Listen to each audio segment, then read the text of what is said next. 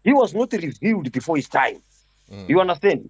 Eden Mwari chaipa akatsvaka mwanakomana waMwari ane power.